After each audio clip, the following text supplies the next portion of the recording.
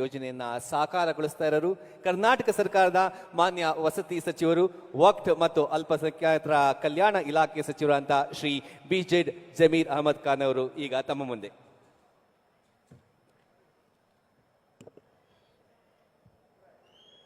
ಎಲ್ಲರಿಗೂ ನಮಸ್ಕಾರಗಳು. ಜೈ ಭೀಮ್, ಜೈ ಭೀಮ್, ಜೈ ಜೈ ಭೀಮ್. ಸ್ವಲ್ಪ ಜೋರಾಗಿ ಧ್ವನಿಯಲ್ಲಿ ಜೈ ಭೀಮ್ ಹೇಳಿ ಸರ್. ತಮಗೆಲ್ಲ ಗೊತ್ತೇ ಇದ್ದಂಗೆ 2014 ಕೇಂದ್ರದಲ್ಲಿ BJP ಸರ್ಕಾರ ಬಂದಾದಮೇಲೆ ನಮ್ಮ ರಾಜ್ಯದವರೇ ಒಬ್ಬರು ಕೇಂದ್ರದಲ್ಲಿ ಮಂತ್ರಿ ಆಗಿದ್ದರು. ಅವ್ರೇನಂದರು, ನಮ್ಮ BJP ಸರ್ಕಾರ ಬಂದಿರೋದೇ ಸಂವಿಧಾನ ತೆಗಿಯೋಕ್ಕಂತ. ತಮಗೆಲ್ಲ ಗೊತ್ತಿರೋದು ವಿಚಾರ. ಇವತ್ತು ಬಾಬಾ ಸಾಹೇಬ್ ಅಂಬೇಡ್ಕರ್ ಅವರು ಸಂವಿಧಾನ ಕೊಟ್ಟಿಲ್ಲ ಅಂದರೆ ತಾವು ಅಲ್ಲಿ ಕೂರೋಕ್ಕಾಗ್ತಾಯಿಲ್ಲ, ನಾನು ಇಲ್ಲಿ ಮಂತ್ರಿ ಆಗಿ ನಿಲ್ಲಕ್ಕೆ ಸಾಧ್ಯ ಆಗ್ತಾಯಿಲ್ಲ. ಬಾಬಾ ಸಾಹೇಬ್ ಅಂಬೇಡ್ಕರ್ ಅವರು ಸಂವಿಧಾನ ಕೊಟ್ಟಿದ್ದ ಕಾರಣಕ್ಕೆ ನೀವು ಅಲ್ಲಿ ಕೂತಿದ್ದೀರಾ, ನಾನು ಎಲ್ಲಿ ನಿಂತಿದ್ದೀವಿ. ನಮ್ಮ ಕರ್ತವ್ಯ ಆಗ್ತಾನೆ ಜೋರ ಧ್ವನಿಯಲ್ಲಿ ಜೈ ಭೀಮ್ ಹೇಳೋದು. ಜೈ ಭೀಮ್, ಜೈ ಭೀಮ್, ಜೈ ಜೈ ಭೀಮ್. ವೇದಿಕೆ ಮೇಲೆ ಆಸೀನಿರುವ ಈ ರಾಜ್ಯದ ಮುಖ್ಯಮಂತ್ರಿಗಳಾದಂಥ ಮಾನ್ಯ ಸಿದ್ದರಾಮಯ್ಯ ಸಾಹೇಬ್ರೆ, ಇನ್ನೊಬ್ಬರು ನಮ್ಮ ಪಕ್ಷದ ಅಧ್ಯಕ್ಷರು ಉಪಮುಖ್ಯಮಂತ್ರಿಗಳಾದಂಥ DK ಶಿವಕುಮಾರ್ ಸಾಹೇಬ್ರೆ, ನನ್ನ ಆತ್ಮೀಯರು ಪಕ್ಷದ ಮುಖಂಡರು, ಈ ಜಿಲ್ಲಾ ಉಸ್ತುವಾರಿ ಮಂತ್ರಿ ಆದಂಥ KH ಮುನಿಯಪ್ಪ ಸಾಹೇಬ್ರೆ, ಇನ್ನೊಬ್ಬರು ನಮ್ಮ ಪಕ್ಷದ ಮುಖಂಡರು ಮಂತ್ರಿಗಳು ಆದಂಥ SC ಮಾದೇವಪ್ಪ ಸಾಹೇಬ್ರೆ, ಇನ್ನೊಬ್ಬರು ಆತ್ಮೀಯರು ಸಚಿವರಾದಂಥ NS ಬೋಸಾ ಸಾಹೇಬ್ರೆ, ಇನ್ನೊಬ್ಬರು ಆತ್ಮೀಯರು ನಮ್ಮ ಪಕ್ಷದ ಮುಖಂಡರಾದಂಥ ಸಚಿವರಾದಂಥ ಕೃಷ್ಣ ಬೈರೇಗೌಡ್ರೆ, ಮಾಜಿ ಮಂತ್ರಿಗಳು ನಮ್ಮ ಪಕ್ಷದ ಮುಖಂಡರಾದಂಥ ನಸೀರ್ ಅಹಮದ್ ಸಾಹೇಬ್ರೆ, ರೇವಣ್ಣ ಸಾಹೇಬ್ರೆ, ನಾರಾಯಣ ಸ್ವಾಮಿ ಸಾಹೇಬ್ರೆ, ಶರತ್ ಅವರೇ, ಶ್ರೀನಿವಾಸ್ ಅವರೇ, ರವಿ ಅವರೇ, ವೇದಿಕೆ ಮೇಲೆ ಆಸೀನಿರುವ ಎಲ್ಲ ನಮ್ಮ ಪಕ್ಷದ ಮುಖಂಡರೇ, ಇಲ್ಲಿದ್ದಂಥ ಎಲ್ಲ ಆತ್ಮೀಯರೇ, ಮಾಧ್ಯಮ ಸ್ನೇಹಿತರೆ, ಇವತ್ತು 2ನೇ ವರ್ಷ ಸಾಧನಾ ಸಮಾವೇಶ ಮಾನ್ಯ ಮುನಿಯಪ್ಪ ಸಾಹೇಬರು ಹಮ್ಮಿಕೊಂಡಿದ್ದಾರೆ. ನಾನು ಹೆಚ್ಚಾಗಿ ಮಾತಾಡೋಕೆ ಹೋಗಲ್ಲ, ಏನಕ್ಕೆ ಭಾಳ ಹೊತ್ತಿಂದ ಅಥವಾ ಕಾತ್ರದಿಂದ ಮಾನ್ಯ ಮುಖ್ಯಮಂತ್ರಿಗಳು ಮತ್ತು ಉಪಮುಖ್ಯಮಂತ್ರಿಗಳು ಮಾತನ್ನು ಕೇಳೋಕ್ಕೆ ತಾವು ಕಾಯ್ತಾ ಇದ್ದೀರಾ. ಹಾಗಾಗಿ ನಾನು ಮಾನ್ಯ ಮುನಿಯಪ್ಪ ಸಾಹೇಬರಿಗೆ ಹೃದಯದಿಂದ ಧನ್ಯವಾದಗಳು ಸಲ್ಲಿಸ್ತೀನಿ. ಭಾಳ ಒಳ್ಳೆ ಮೊದಲೇ ಕಾರ್ಯಕ್ರಮ ಇದು, 2ನೇ ವರ್ಷದ್ದು ಇದು ಮೊದಲೇ ಕಾರ್ಯಕ್ರಮ. ಭಾಳ ಯಶಸ್ವಿಯಾಗಿ ಮಾಡಿದ್ದೀರಾ. ತಮಗೆ ನನ್ನ ಕಡೆಯಿಂದ ಧನ್ಯವಾದಗಳು ಸಲ್ಲಿಸ್ತೀನಿ. ಅದರ ಜೊತೆಯಲ್ಲಿ ಇವತ್ತು 450 ಕೋಟಿಯನ್ನು ಉದ್ಘಾಟನೆ ಕಾರ್ಯಕ್ರಮ ಇಟ್ಕೊಂಡಿದ್ರಿ. 250 ಕೋಟಿ ಹೊಸ ಕಾಮಗಾರಿಗೆ ಗುದ್ಲಿ ಪೂಜೆನ ಮಾನ್ಯ ಮುಖ್ಯಮಂತ್ರಿಗಳು ಉಪಮುಖ್ಯಮಂತ್ರಿಗಳು ಇಲ್ಲಿ ಮಾಡ್ಕೊಂಡಿದ್ದೀರಾ. ಅದ್ರ ಜೊತೆಯಲ್ಲಿ ಮಾನ್ಯ ಮುನಿಯಪ್ಪ ಸಾಹೇಬರು ಕೆಲವು 10 ದಿನದಿಂದ ನನ್ನ ಇಲಾಖೆ ಸಂಬಂಧಪಟ್ಟಂಗೆ ವಸತಿ ಮತ್ತು ಅಲ್ಪಸಂಖ್ಯಾತರ ಇಲಾಖೆಯಿಂದ ಅವನ ಬೇಡಿಕೆಗಳನ್ನ ಇಟ್ಟಿದ್ದರು. ಅದ್ರ ಜೊತೆಯಲ್ಲಿ 2-3 ಮೀಟಿಂಗ್ ರಿವ್ಯೂ ಮೀಟಿಂಗನ್ನು ಮಾನ್ಯ ಮುನಿಯಪ್ಪ ಸಾಹೇಬರು ಮಾಡಿದರು. ಮನೆಗಳು ಬೇಕೇ ಬೇಕು ನಮ್ಮ ಜಿಲ್ಲೆಗೆ ಅಂತ ಹೇಳ್ಬಿಟ್ಟು ಮಾನ್ಯ ಮುನಿಯಪ್ಪ ಸಾಹೇಬರು ಬೇಡಿಕೆನ ಇಟ್ಟಿದ್ದರು. ಈ ವರ್ಷ ಮಾನ್ಯ ಮುಖ್ಯಮಂತ್ರಿಗಳು ಹಳೆ ಮನೆಗಳು ಕಂಪ್ಲೀಟ್ ಮಾಡಿ, ಏನಕ್ಕೆ ಆನ್ಗೋಯಿಂಗ್ ಮನೆಗಳು 9.5 ಲಕ್ಷ ಇದೆ ಬಸವ ಅಂಬೇಡ್ಕರ್ ವಾಜಪೇಯಿದಲ್ಲಿ, ಅದು ಕಂಪ್ಲೀಟ್ ಮಾಡಿ ಬರೋ ವರ್ಷ ನಾನು ಕೊಡ್ತೀನಿ ಅಂತ ಹೇಳಿದ ಕಾರಣಕ್ಕೆ ಈ ವರ್ಷ ಹೊಸ ಮನೆಗಳು ಇರಲಿಲ್ಲ. ಮುನಿಯಪ್ಪ ಸಾಹೇಬರು ಅದು ಏನು ಮಾಡ್ತೀರೋ ಗೊತ್ತಿಲ್ಲ, ಈ ವರ್ಷ ನಮ್ಮ ಮನೆಗಳು ಬೇಕು, ನಮ್ಮ ಭಾಳಷ್ಟು ಬೇಡಿಕೆ ಇದೆ ಅಂತ ಮಾನ್ಯ ಮುನಿಯಪ್ಪ ಸಾಹೇಬರು ಬೇಡಿಕೆನ ಮಾಡ್ಕೊಂಡಿದ್ದೀವಿ. ಹಾಗಾಗಿ 2,500 ರೂಪಾಯಿ ದೇವನಹಳ್ಳಿ ತಾಲೂಕಿಗೆ 2,500 ಮನೆಗಳನ್ನ ಸ್ಯಾಂಕ್ಷನ್ ಮಾಡಿ ಆದೇಶನ ತಂದಿದ್ದೀನಿ. ಅದ್ರ ಜೊತೆಯಲ್ಲಿ ಹಕ್ಕುಪತ್ರಗಳು ಕೊಡೋದು 600 ಹಕ್ಕುಪತ್ರಗಳನ್ನು ಅದು ಸ್ಯಾಂಕ್ಷನ್ ಮಾಡ್ಕೊಂಡು ತಗೊಂಡು ಬಂದಿದ್ದೀನಿ. ಅದ್ರ ಜೊತೆ ಅಲ್ಪಸಂಖ್ಯಾತರು ಮೈನಾರಿಟೀಸ್ ಕಾಲನಿ ಡೆವಲಪ್ಮೆಂಟ್ಗಂತ ಅದು ಅನುದಾನ ಕೇಳಿದರು. ದೇವನಹಳ್ಳಿ ಮತ್ತು ವಿಜಯಪುರಕ್ಕೆ 15 ಕೋಟಿಯನ್ನು ಅದು ಅನುದಾನ ಸ್ಯಾಂಕ್ಷನ್ ಮಾಡಿ ತಂದಿದ್ದೀನಿ. ಅದ್ರ ಜೊತೆಯಲ್ಲಿ ಶ್ರೀನಿವಾಸ್ ಅವರು ನೆಂಗಮಂಗ್ಲದವ್ರು ಇಲ್ಲೇ ಕೂತಿದ್ದಾರೆ, ಅವ್ರಿಗೆ 15 ಕೋಟಿ ಆಲ್ರೆಡಿ ನಾನು ಕೊಟ್ಟಿದ್ದೀನಿ. ಈ ವರ್ಷದಲ್ಲಿ ನಾನು ಒಂದು 15 ದಿನ ಅಲ್ಲಿ ನಿಮಗೂ ಅನುದಾನ ಕೊಡ್ತೀನಿ. ನಾನು ಆಲ್ರೆಡಿ 15 ಕೋಟಿ ಕೊಟ್ಟಿದ್ದೀನಿ. ಅದ್ರ ಜೊತೆಯಲ್ಲಿ ಶರತ್ ಬಚ್ಚೇಗೌಡರು ಫೋನ್ ಮಾಡಿದರು, ಸರ್ ಅದು ಏನು ಮಾಡ್ತೀರಾ ಗೊತ್ತಿಲ್ಲ, ಹೋದ ವರ್ಷ ಅನುದಾನ ಕೊಟ್ಟಿದ್ದೀರಾ, ಈ ವರ್ಷ ನನಗೆ ಕನಿಷ್ಠ ಒಂದು 15 ಕೋಟಿ ಆದರೂ ನನಗೆ ಬೇಕೇ ಬೇಕು, ಆದೇಶ ತಗೊಂಡು ಬರಬೇಕಂತ ಮನೆ ಶರತ್ ಬಚ್ಚೇಗೌಡರು ಕೇಳ್ಕೊಂಡಿದ್ರು. ಆದೇಶ ಮಾಡೋಕ್ಕೆ ತಡ ಆಯಿತು, ಮೊನ್ನೆ ರಜಾ ಇದ್ದಿದ್ದ ಕಾರಣಕ್ಕೆ ನಾನು ತರಕ್ಕೆ ಸಾಧ್ಯ ಆಗಿಲ್ಲ. ಒಂದು ವಾರದಲ್ಲಿ ನಿಮಗೂ 10 ಇಂದ 15 ಕೋಟಿ ಕೊಡ್ತೀನಿ ಅಂತ ತಮ್ಗೆ ಹೇಳೋಕ್ಕೆ ಬಯಸ್ತೇನೆ. ಅದ್ರ ಜೊತೆಯಲ್ಲಿ ಮಾನ್ಯ ಮುನಿಯಪ್ಪ ಸಾಹೇಬರು ಅಲ್ಪಸಂಖ್ಯಾತರದಲ್ಲಿ ಇನ್ನೊಂದು ಕೇಳ್ಕೊಂಡಿದ್ರು, ಆಟೋನ 20 ಆಟೋನ ಕೇಳ್ಕೊಂಡಿದ್ರು. ಅದು 20 ಆಟೋನ ಆದೇಶನ ಅದು ಓಡಿಸ್ಕೊಂಡು ಬಂದಿದ್ದೀನಿ. ಲೋನ್ ಬೇಕು, ವುಮನ್ಸ್ ಲೋನ್ ಅಂತ, ಅದು 20 ಆದೇಶನ ಅದು ತಂದಿದ್ದೀನಿ. ಗಂಗಾ ಕಲ್ಯಾಣಲ್ಲಿ 10 ಬೋರ್ವೆಲ್ ಬೇಕಂತ ಕೇಳಿದರು. ಅದು ಆದೇಶನ ತಂದಿದ್ದೀನಿ. ಅದ್ರ ಜೊತೆಯಲ್ಲಿ ತಮಗೆಲ್ಲ ಗೊತ್ತೇ ಇದ್ದಂಗೆ 2020 ಚುನಾವಣೆ ಟೈಮಲ್ಲಿ ನಾವನ್ನ ಘೋಷಣೆನ ಮಾಡಿದ್ವಿ. 5 ಗ್ಯಾರಂಟಿಯನ್ನು ಘೋಷಣೆ ಮಾಡಿರೋದು ತಮಗೆಲ್ಲ ಗೊತ್ತಿರೋದು ವಿಚಾರ. ನಮ್ಮ ಸರ್ಕಾರ ಬಂದು ಒಂದೇ ತಿಂಗಳಲ್ಲಿ ವಿರೋಧ ಪಕ್ಷದವ್ರು ಏನಂದರು, ಈ ಘೋಷಣೆನ ಏನು 5 ಗ್ಯಾರಂಟಿಯನ್ನು ಘೋಷಣೆ ಮಾಡಿದ್ದಾರೆ ಇದು ಲಾಗು ಆಗೋಕ್ಕೆ ಸಾಧ್ಯ ಆಗಲ್ಲ. ಕಾರಣ ಅಂದರೆ ಇದು ಲಾಗು ಆಗಬೇಕಾದ್ರೆ 55ರಿಂದ 60,000 ಕೋಟಿ ಆಗ್ತದೆ. ಬರೀ ಇದು ರಾಜಕೀಯ ಭಾಷಣ ಮಾಡಿದ್ದಾರೆ, ಇದು ಲಾಗು ಆಗೋಕ್ಕೆ ಸಾಧ್ಯ ಆಗಲ್ಲ ಅಂದರು. ನಮ್ಮ ಸರ್ಕಾರ ಬಂದು ಒಂದೇ ತಿಂಗಳಲ್ಲಿ ಇದು 5 ಗ್ಯಾರಂಟಿಯನ್ನು ಜಾರಿ ಮಾಡಿರೋದು ತಮಗೆಲ್ಲ ಗೊತ್ತಿರೋದು ವಿಚಾರ. ಇದು 6ನೇ ಗ್ಯಾರಂಟಿ ಅಂತೀನಿ ನಾನು. ಇದು ಘೋಷಣೆ ಮಾಡಿಲ್ಲ. ಚುನಾವಣೆ ಟೈಮಲ್ಲಿ ನಾವು ಘೋಷಣೆ ಮಾಡಿರಲಿಲ್ಲ.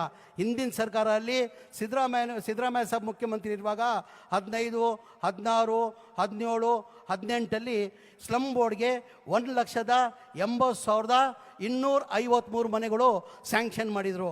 ಅದಾದಮೇಲೆ ಸಮ್ಮಿಶ್ರ ಸರ್ಕಾರ ಬಂತು. ಆಮೇಲೆ BJP ಸರ್ಕಾರ 4 ವರ್ಷ ಬಂತು. ಒಂದು ಮನೆಯೂ ಸ್ಯಾಂಕ್ಷನ್ ಮಾಡಿಲ್ಲ, ಒಂದು ಮನೆಯೂ ಕೊಡೋಕ್ಕೆ ಸಾಧ್ಯ ಆಗಿಲ್ಲ. ಅದ್ರ ಜೊತೆಯಲ್ಲಿ ರಾಜೀವ್ ಗಾಂಧಿ AHP ಸ್ಕೀಮ್ ಅಂತ ಹೇಳ್ಬಿಟ್ಟು 47,860 ಮನೆಗಳು, ಅದೂ ಹಿಂದಿನ ಸರ್ಕಾರದಲ್ಲಿ ಸಿದ್ದರಾಮಯ್ಯ ಸಾಹೇಬ್ರ ಮುಖ್ಯಮಂತ್ರಿ ಇರುವಾಗ ಅದು ಸ್ಯಾಂಕ್ಷನ್ ಮಾಡಿದ್ದು. ಅದಾದಮೇಲೆ ಸಮ್ಮಿಶ್ರ ಸರ್ಕಾರ ಬಂತು, BJP ಸರ್ಕಾರ ಬಂತು, ಒಂದು ಮನೆಯೂ ಸ್ಯಾಂಕ್ಷನ್ ಮಾಡೋಕ್ಕೆ ಸಾಧ್ಯ ಇಲ್ಲ. ಕಾರಣ ಅಂದರೆ ಒಂದು ಮನೆಯೂ ಏನಕ್ಕೆ ಒಟ್ಟಾಗಿ 2,30,000 ಮನೆ. ನಮ್ಮ 2023ರಲ್ಲಿ ನಮ್ಮ ಸರ್ಕಾರ ಬಂದಾದಮೇಲೆ, ನಾನು ವಸತಿ ಮಂತ್ರಿ ಆದಮೇಲೆ, ನನ್ನ ಗಮನಕ್ಕೆ ಬಂದಾದಮೇಲೆ ಒಟ್ಟಾಗಿ 2,30,000 ಮನೆಗಳು ಅನ್ಕಂಪ್ಲೀಟ್ ಇದೆ. ಕಾರಣ ಅಂದರೆ ಒಂದು ಮನೆ ಕಟ್ಟಬೇಕಾದ್ರೆ 7.5 ಲಕ್ಷ ರೂಪಾಯಿ ಆಗ್ತದೆ.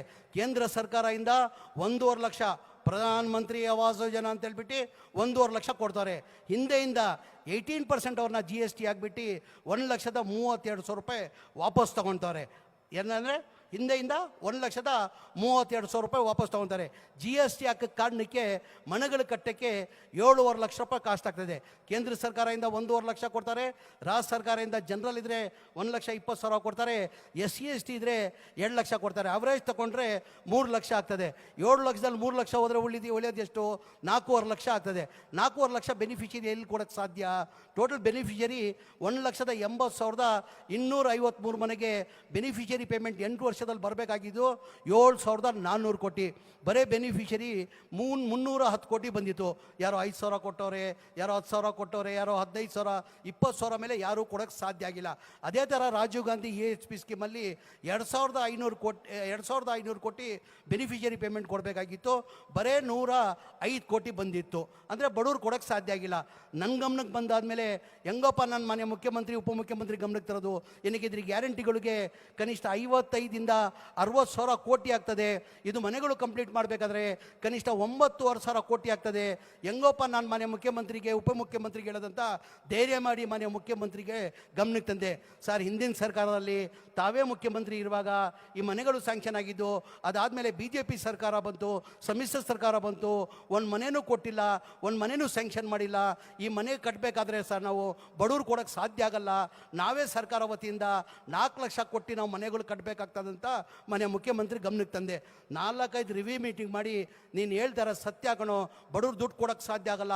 ಅದು ಎಷ್ಟನ ಕಷ್ಟ ಆಗಲಿ, ಎಷ್ಟನ ತೊಂದರೆ ಆಗಲಿ, ಆ 9,500 ಕೋಟಿ ನಾನು ಕೊಡ್ತೀನಂತ 2024 ಜನವರಿಯಲ್ಲಿ ಕ್ಯಾಬಿನೆಟಲ್ಲಿ ತಂದು ಅಪ್ರೂವ್ ಮಾಡಿ 500 ಕೋಟಿ ಬಿಡುಗಡೆ ಮಾಡಿದ್ದಕ್ಕೆ ಕಾರಣಕ್ಕೆ ನಾವು 36,789 ಮನೆಗಳು ಕೊಟ್ವಿ. ಏನಕ್ಕೆ BJP ಅವ್ರು ಕೊಡೋಕ್ಕೆ ಸಾಧ್ಯ ಆಗಲಿಲ್ಲ? ಏನಕ್ಕೆ ಕುಮಾರಸ್ವಾಮಿ ಅವರು 1.5 ವರ್ಷ ಇದ್ದರು ಮುಖ್ಯಮಂತ್ರಿ ಆಗಿ, ಅವ್ರ ಬಡವ್ರ ಬಗ್ಗೆ ಕಾಳಜಿ ಇಲ್ವಾ? ಯಡಿಯೂರಪ್ಪ ಅವರು 2 ವರ್ಷ ಮುಖ್ಯಮಂತ್ರಿ ಆಗಿದ್ರು, ಅವ್ರ ಬಡವ್ರ ಬಗ್ಗೆ ಕಾಳಜಿ ಇಲ್ವಾ? ಬಸವರಾಜ ಬೊಮ್ಮಾಯಿ ಅವರು 2 ವರ್ಷ ಮುಖ್ಯಮಂತ್ರಿ ಆಗಿದ್ರು, ಅವ್ರ ಬಡವ್ರ ಬಗ್ಗೆ ಕಾಳಜಿ ಇಲ್ವಾ? ನಾವು ಘೋಷಣೆ ಮಾಡಿರಲಿಲ್ವಾ? ಚುನಾವಣೆ ಟೈಮಲ್ಲಿ ನಾವು ಘೋಷಣೆ ಮಾಡಿರಲಿಲ್ಲ ನಾವು ಮನೆಗಳು ಕೊಡ್ತೀವಂತ. ಬಡವ್ರ ಬಗ್ಗೆ ಕಾಳಜಿ ಇದ್ದಿದ್ದ ಕಾರಣಕ್ಕೆ ಈ ಮನೆಗಳು ಕಟ್ಕೊಡ್ಬೇಕಂತ ಮಾನ್ಯ ಮುಖ್ಯಮಂತ್ರಿಗಳು 1 ವರ್ಷದಲ್ಲಿ ಅದು ಎಷ್ಟರ ಕಷ್ಟ ಆಗಲಿ 1 ವರ್ಷದಲ್ಲಿ ಮನೆಗಳು ಕಟ್ಕೊಡ್ಬೇಕಂತ ಮಾನ್ಯ ಮುಖ್ಯಮಂತ್ರಿ ಸೂಚನೆ ಮೇಲೆ ಇದೇ 27ನೇ ತಾರೀಕು ಇವತ್ತೇ ಕಾರ್ಯಕ್ರಮ ನಾವು ಹುಬ್ಳಿಯಲ್ಲಿ ಇನ್ನೂ 42,353 ಮನೆಗಳು ಕೊಡಬೇಕಾಗಿತ್ತು. ಮಾನ್ಯ ನಮ್ಮ AICC ಅಧ್ಯಕ್ಷರು ಅವ್ರು ಬರ್ತೀನಂತ ಹೇಳಿದ ಕಾರಣಕ್ಕೆ ನಾವು 1 ವಾರ ಮುಂದಾಕಿದ್ವಿ. ಇನ್ನೂ 42,345 ಮನೆಗಳು ಬರೋ ತಿಂಗಳಲ್ಲಿ ಮೊದಲೇ ವಾರದಲ್ಲಿ ಕೊಡ್ತೀವಿ. ಏನಕ್ಕೆ ಅವ್ರು ಕೊಡೋಕ್ಕೆ ಸಾಧ್ಯ ಆಗಿಲ್ಲ? ದಯಮಾಡಿ ಇದೆಲ್ಲ ತಾವು ಅರ್ಥ ಮಾಡ್ಕೊಳ್ಬೇಕಾಗ್ತದೆ. ನಾವು ಚುನಾವಣೆ ಟೈಮಲ್ಲಿ ಘೋಷಣೆ ಮಾಡಿಲ್ಲ. ಅದ್ರ ಜೊತೆಯಲ್ಲಿ ತಮಗೆಲ್ಲ ಗೊತ್ತಿದ್ದಂಗೆ ಬೆಂಗಳೂರು ಸಿಟಿದಲ್ಲಿ ಸರೌಂಡಿಂಗಲ್ಲಿ ಪಾಪ ಬೀದಿ ವ್ಯಾಪಾರ ಮಾಡೋರು, ಆಟೋ ಚಾಲಕರು, ಬಡವ್ರು ಜಾಸ್ತಿ ಇರೋದು. ಹಿಂದಿನ ಸರ್ಕಾರದಲ್ಲಿ ಸಿದ್ದರಾಮಯ್ಯ ಮುಖ್ಯಮಂತ್ರಿ ಇರುವಾಗ ಒಂದು ಬಡವ್ರಿಗೆ ಈ ಥರ ಮನೆ ಆಗಬೇಕು, ಆಟೋ ಚಾಲಕರಿರಲಿ, ಬೀದಿ ವ್ಯಾಪಾರ ಮಾಡೋರಿರಲಿ, ಅವ್ರಿಗೆಲ್ಲ ಅವ್ರದ್ದೇ ಅಂತ ಮನೆ ಆಗಬೇಕಂತ 1 ಲಕ್ಷ ಹೌಸಿಂಗ್ ಸ್ಕೀಮ್ ಅಂತ ಒಂದು ಸ್ಕೀಮ್ ತಂದು 2016ರಲ್ಲಿ ರಾಜೀವ್ ಗಾಂಧಿಗೆ 1028 ಎಕರೆ ಬೆಂಗಳೂರು ಸರೌಂಡಿಂಗ್ ಸಿಟಿಯಲ್ಲಿ 1028 ಎಕರೆ ಜಾಗನ ಕೊಟ್ಟರು. ಯಾವಾಗ? 2016ರಲ್ಲಿ. ಅವಾಗ ನಿಗದಿ ಎಷ್ಟು ಮಾಡಿದರು? 6 ಲಕ್ಷ ರೂಪಾಯಿಗೆ ಅವ್ರನ್ನ ಮನೆ ಕೊಡಬೇಕಂತ ನಿಗದಿ ಮಾಡಿದರು. ಕೇಂದ್ರ ಸರ್ಕಾರದಿಂದ 1.5 ಲಕ್ಷ ಬರ್ತಾಯಿತ್ತು, ರಾಜ್ಯ ಸರ್ಕಾರದಿಂದ 1.5 ಲಕ್ಷ, ಸ್ಟೇಟ್ ಗೌರ್ಮೆಂಟಿಂದ 1,20,000, ST ಇದ್ದರೆ 2 ಲಕ್ಷ. ಅವ್ರು 2.5 ಲಕ್ಷ ಕೊಟ್ಟಿದ್ರೆ ಅವ್ರ ಮನೆ ಸಿಕ್ಕೋದು. ಆ ಮನೆ ಸಿಕ್ಕದಲ್ಲಿ ಸ್ಯಾಂಕ್ಷನ್ ಮಾಡಿದರು. ಅದಾದಮೇಲೆ 2021ರಲ್ಲಿ BJP ಸರ್ಕಾರ ಬಂದು ಅದು ರಿವ್ಯೂನ ಮಾಡಿ ಅದು 6 ಲಕ್ಷ ಏನು ರೇಟ್ ಇದ್ದಿದ್ದು ಅದಕ್ಕೆ 10,60,000 ಮಾಡಿ ಅದಕ್ಕೆ 60,000 GST ಮಾಡಿ 11,20,000 ಮಾಡಿಬಿಟ್ರು. ಏನೇ ಡಬಲ್ ಮಾಡಿಬಿಟ್ರು. ನಮ್ಮ ಸರ್ಕಾರ ಬಂದಾದಮೇಲೆ ಮನೆ ಸಿದ್ದರಾಮಯ್ಯ ಅವರು ಮುಖ್ಯಮಂತ್ರಿ ಆದಮೇಲೆ ತಿರ್ಗಾ ಕರೆದ್ಬಿಟ್ಟು ಬಡವ್ರು ಹೆಂಗೋ ಕಟ್ಟಕ್ಕೆ ಸಾಧ್ಯ ಆಗ್ತದೆ, ಅಷ್ಟು ಬಡವ್ರು ಕಟ್ಟಕ್ಕೆ ಸಾಧ್ಯ ಆಗಲ್ಲ, ನನ್ನ ಸರ್ಕಾರ ವತಿಯಿಂದ 12,000 ಮನೆಗೆ ನಾನು 1 ಲಕ್ಷ ಕೊಡ್ತೀನಂತ 1 ಲಕ್ಷ ರೂಪಾಯಿ ಕೊಟ್ಟರು. ಇದೆಲ್ಲ ದಯಮಾಡಿದೆಲ್ಲ ತಾವು ಅರ್ಥ ಮಾಡ್ಕೊಳ್ಬೇಕಾಗ್ತದೆ. ನಮ್ಮ ಪಕ್ಷ ಇತಿಹಾಸ ತೆಗೀರಿ, ಕಾಂಗ್ರೆಸ್ ಪಕ್ಷದ ಇತಿಹಾಸ ತೆಗೀರಿ. ಯಾವಾಗ ಚುನಾವಣೆ ಬಂದಿದೆ, ಜನಗಳು ಮಧ್ಯದಲ್ಲಿ ಹೋಗಿ ಮತ ಕೇಳಕ್ಕೆ ಹೋದರೆ ನಾವು ನಮ್ಮ ಸಾಧನೆಯನ್ನು ತೋರಿಸಿ ನಾವು ಮತ ಕೇಳ್ತೀವಿ. ನಮ್ಮ ಸರ್ಕಾರ ಇತ್ತು, ನಮ್ಮ ಸರ್ಕಾರ ಇರುವಾಗ ನಾವು ಹಿಂಗೆ ಮಾಡಿದ್ದೀವಿ, ಮುಂದೆ ನಮ್ಮ ಸರ್ಕಾರ ಬಂದರೆ ಹಿಂಗೆ ಮಾಡ್ತೀವಿ. BJP ಅವರು ಎಂದನ ಅವ್ರ ಸಾಧನೆಯನ್ನು ಹೇಳಿದ್ದಾರೆ, ಬಂದೇ ಹಿಂದೂ ಮುಸಲ್ಮಾನ್. ಅವ್ರು ಯಾವ ಹಿಂದೂನೂ ಬೇಕಾಗಿಲ್ಲ, ಯಾವ ಮುಸಲ್ಮಾನೂ ಬೇಕಾಗಿಲ್ಲ, ಅವ್ರು ಬೇಕಾಗಿರೋದು ಅಧಿಕಾರ. ನಮ್ಮ ಇಸ್ಲಾಂ ಧರ್ಮದಲ್ಲೂ ನಮಗೆ ಹಿಂದೂ ಜಾತಿ ಭೇದ ಮಾಡಿ ಅಂತ ಎಂದೂ ನಮ್ಮ ಇಸ್ಲಾಂ ಧರ್ಮ ಹೇಳಿಲ್ಲ. ಮಜಹಬ್ ನಹಿ ಸಿಖಾತಾ आपस में बैर रखना, हिंदी है हम, हिंदुस्तान हमारा, सारे जहां से अच्छा हिंदुस्तान हमारा ಅಂತ ನಮ್ಮ ಇಸ್ಲಾಂ ಧರ್ಮ ಇದು ಹೇಳ್ಕೊಟ್ಟಿರೋದು. ದಯಮಾಡಿ ಇದೆಲ್ಲ ತಾವು ಅರ್ಥ ಮಾಡ್ಕೊಂಡು ಭಾಳ ಕಾತರಿಂದ ಮನೆಯ ಮುಖ್ಯಮಂತ್ರಿಗಳದು, ಉಪಮುಖ್ಯಮಂತ್ರಿಗಳದು, ಮತ್ತು ಮಾದೇವಪ್ಪ ಸಾಹೇಬರು ಮಾತಾಡಿಲ್ಲ, ಬೋಸಾ ಸಾಹೇಬರು ಮಾತಾಡಿಲ್ಲ, ನಾನು ಹೆಚ್ಚಾಗಿ ಮಾತಾಡೋಕ್ಕೋಗಲ್ಲ. ಈ ಜಿಲ್ಲೆ ಸಂಬಂಧಪಟ್ಟಂಗೆ ಮುನಿಯಪ್ಪ ಸಾಹೇಬ್ರೆ, ನನ್ನ ಇಲಾಖೆಯಿಂದ ಏನು ಬೇಕಾದ್ರೆ ಆಗಬೇಕಂತೇಳಿ ನಾನು ಕೆಲಸ ಮಾಡ್ಕೊಡೋಕ್ಕೆ ನಾನು ಸಿದ್ಧ ಆಗಿದ್ದೀನಿ. ಈ ತಾಲೂಕನ್ನ, ಈ ಜಿಲ್ಲೆಯನ್ನು ತಾವು ಅಭಿವೃದ್ಧಿ ಮಾಡಬೇಕಂತ ತಾವೇನು ತೀರ್ಮಾನದಾಗ ಅದ್ರ ಜೊತೆ ನಮ್ಮ ಇಲಾಖೆಯಿಂದ ನಾವು ನಿಮ್ಮ ಜೊತೆ ಇರ್ತೀವಿ ಅಂತ ಹೇಳ್ತಾ ನನ್ನ 2 ಮಾತಾಡೋಕೆ ಅವಕಾಶ ಕೊಟ್ಟು ಅದ್ರ ಜೊತೆಯಲ್ಲಿ ಹೇಳೋದು ಮಾಡಿದೆ. ಇನ್ನೊಂದು ಶಾದಿ ಮಹಲ್ ಸ್ಯಾಂಕ್ಷನ್ ಮಾಡ್ಕೊಂಡು ಬರೋಕೆ ಹೇಳಿದ್ರಿ ಮುನಿಯಪ್ಪ ಸಾಹೇಬ್ರೆ. 4 ಶಾದಿ ಮಹಲ್ನ ಸ್ಯಾಂಕ್ಷನ್ ಮಾಡ್ಕೊಂಡು ಬಂದೀನಿ. ಒಂದು ದೇವನಹಳ್ಳಿಗೆ 1 ಶಾದಿ ಮಹಲ್, ವಿಜಿಪುರಲ್ಲಿ 1 ಶಾದಿ ಮಹಲ್, ಹೊಸಕೋಟೆಗೆ 1 ಶಾದಿ ಮಹಲ್, ಆಲ್ರೆಡಿ ನೆಂಗಮಂಗ್ಲದಲ್ಲಿ 1 ಶಾದಿ ಮಹಲ್ ಕೊಟ್ಟಿದೆ. ಇನ್ನೊಂದು ಶಾದಿ ಮಹಲ್ ಸ್ಯಾಂಕ್ಷನ್ ಮಾಡೋಕೆ ಹೇಳಿದ್ದಾರೆ. 4 ಶಾದಿ ಮಹಲ್ ಸ್ಯಾಂಕ್ಷನ್ ಮಾಡಿ ಆದೇಶ ಕಾಪಿಯನ್ನು ತಂದಿದ್ದೀನಿ. ಅದು ಹೇಳ್ತಾ ತಮಗೆಲ್ಲ ಒಳ್ಳೆಯದಾಗಲಿ ಅಂತ ಹೇಳಿ ಇನ್ನು ಭಗವಂತನ ಪ್ರಾರ್ಥನೆ ಮಾಡಿ, ಇನ್ನು ಹೆಚ್ಚಿನ ತಮ್ಮ ಸೇವೆ ಮಾಡೋದು ಶಕ್ತಿ ಕೊಡಲಿ ಅಂತ ಭಗವಂತನ ಪ್ರಾರ್ಥನೆ ಮಾಡಿ ನನ್ನ 2 ಮಾತಾಡೋಕೆ ಅವಕಾಶ ಕೊಟ್ಟಿದ್ದು ನನ್ನ ಮಾತು ಮುಗಿಸ್ತೀನಿ. ಜೈ ಹಿಂದ್, ಜೈ ಕರ್ನಾಟಕ.